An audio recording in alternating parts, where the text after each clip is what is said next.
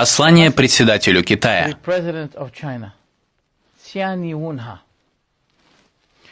Я начну обращение к тебе с этого аята из Корана, в котором Аллах Всемогущий говорит: «Бойтесь искушения, наказания или испытания. Бойтесь искушения, которое поразит не только тех из вас, кто был несправедлив. И знайте, что Аллах суров в наказании». Другими словами, наказание, когда оно настанет, оно подминает под себя даже невинных, как вы видите сегодня. Люди умирают на улицах по причине наказания Аллаха против тебя. Ты своими решениями мучаешь два народа.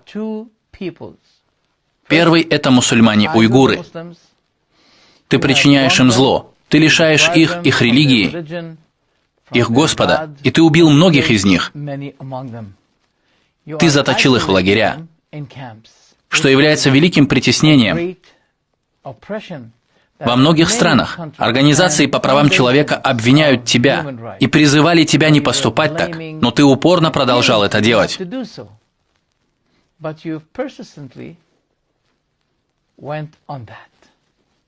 И как итог, погляди, что произошло. Твои люди умирают на улицах, в поездах, на станциях, везде. Просто падают и умирают. Твоя экономика в коллапсе. Что же ты собираешься делать, расскажи нам. Если ты отзовешь свои решения, то мусульмане повсюду поблагодарят тебя. Но если ты продолжишь упорствовать в изоляции их в лагерях, тогда уясни для себя, что Аллах намного властен над тобой, чем ты властен над Ним. И у Аллаха имеются солдаты и армии, совсем не похожие на тех, что имеешь ты, даже если мы называем из его армии вирусы и бактерии. И этот солдат под названием коронавирус лишь один из них. Так что если ты найдешь лекарство от коронавируса, то у Аллаха есть неограниченное количество других коронавирусов. И как только ты найдешь лекарство от него, Аллах тебе пошлет другое. Он займет тебя другим вирусом.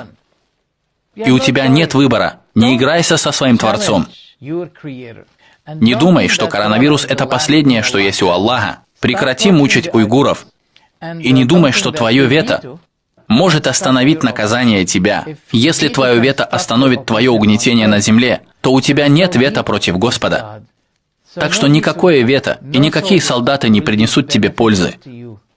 Потому что Аллах твой Господь и Господь твоих солдат. И эта планета, на которой мы живем, это небольшое колечко по сравнению со всей Вселенной.